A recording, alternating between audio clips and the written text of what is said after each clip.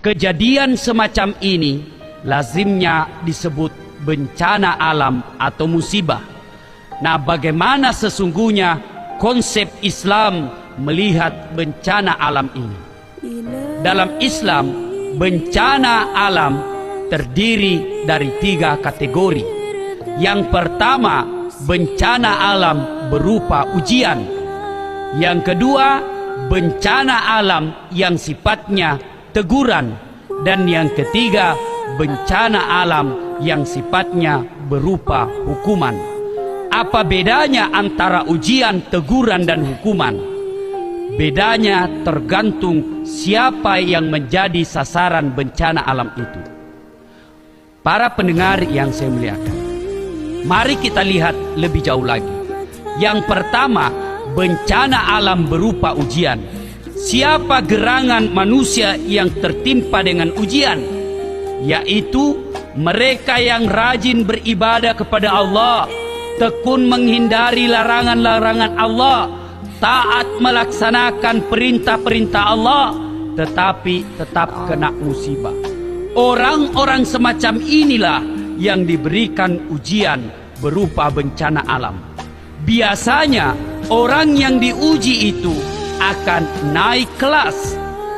Anak-anak sekolah jika mau naik kelas, jika mau naik semesternya, sebelumnya akan dilakukan ujian. Dan biasanya ujian itu akan sulit dilalui. Orang yang beriman kepada Allah, bertakwa kepada Allah, tapi kena bencana alam. Bencana alam bagi dirinya adalah ujian. Dan apabila dia lolos dalam ujian itu, maka dia akan naik derajatnya. Allah katakan, maqaman mahmuda, saya angkat derajatnya. Apabila dia bersabar menerima bencana alam itu, bahwa segalanya datang dari Allah dan akan kembali kepada Allah, maka dia naik derajatnya di sisi Allah, menjadi orang-orang yang dimuliakan di hadapan Allah Subhanahu wa Ta'ala. Kategori kedua, bencana alam berupa teguran. Siapa yang dikategorikan bencana alam berupa teguran? Yaitu mereka yang 50-50. Artinya 50% melakukan kemaksiatan, 50% juga melakukan kebaikan. Salatnya tekun, maksiatnya lancar. Zakatnya jalan, prostitusi juga jalan. Korupsi jalan, salatnya juga bagus. Orang seperti ini perlu ditegur oleh Allah. Hei, kau jangan begitu. Dan tegurannya adalah bencana alam. Yang ketiga, bencana alam berupa hukuman. Siapa yang dihukum? Mereka yang pembuat durjana, melupakan Allah, melakukan kemaksiatan, menjauhi perintah Allah, mendekati larangan-larangan Allah. Orang seperti inilah yang dihukum dengan bencana alam.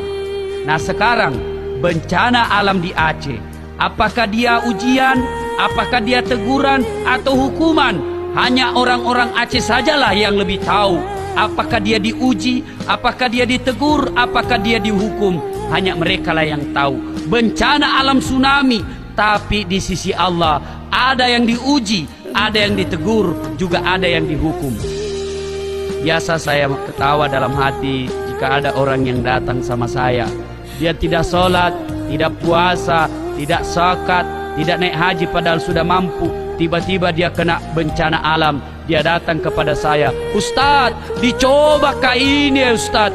Bajiki, siapa bilang kau dicoba? Yang dicoba itu adalah orang yang beriman. Tapi orang yang pembuat durjana, dia bukan dicoba, tapi dihukum di dunia. Aslinya nanti hukuman akhirat. Para pendengar yang saya muliakan, bagaimana sih strategi menghadapi musibah ini? Dalam Al-Quran dijelaskan, strategi menghadapi musibah adalah ista'inu bis sabri was salah. Jadikanlah sabar dan salat sebagai strategimu. Artinya menghadapi musibah ini tak ada pilihan lain kecuali kita bersabar kepada Allah. Siapa orang-orang sabar?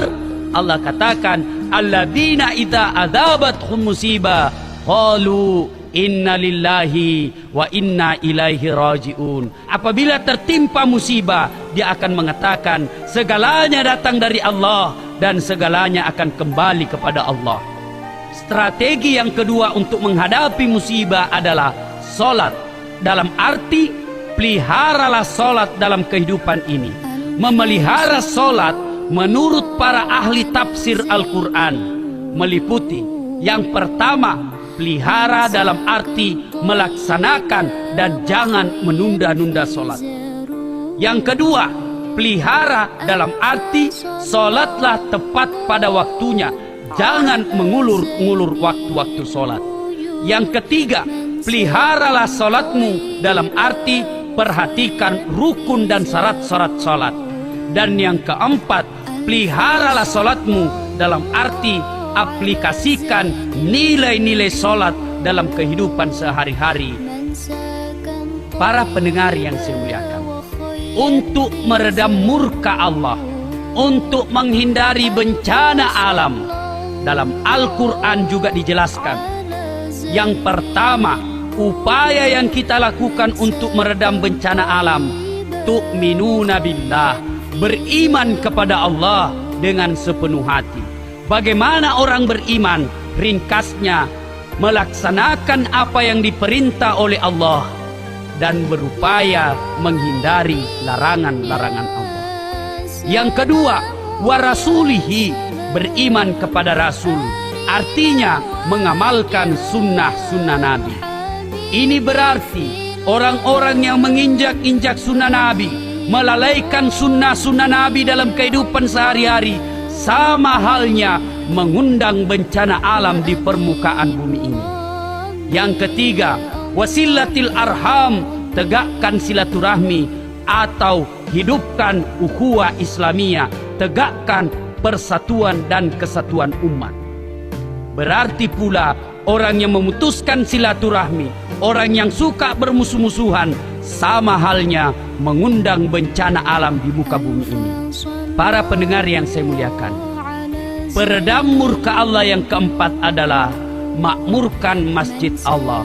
Hidupkan sholat berjamaah di masjid, jadikan masjid sebagai pusat kegiatan pelayanan umat. Para pendengar yang saya muliakan, saya mengakhiri ceramah ini dengan menyampaikan firman Allah. Bismillahirrahmanirrahim. Walau anna ahlal qura amanu wattaqau lapatahna alaihim barakatim minas sama'i wal ard. Apabila penduduk suatu negeri beriman dan bertakwa kepadaku, maka saya akan turunkan keberkahan dari langit dan keberkahan dari dalam tanah. Mari kita tutup dakwah kita kali ini dengan berdoa kepada Allah. Semoga kita terhindar dari musibah bencana alam yang akan menyengsarakan kehidupan kita di dunia ini.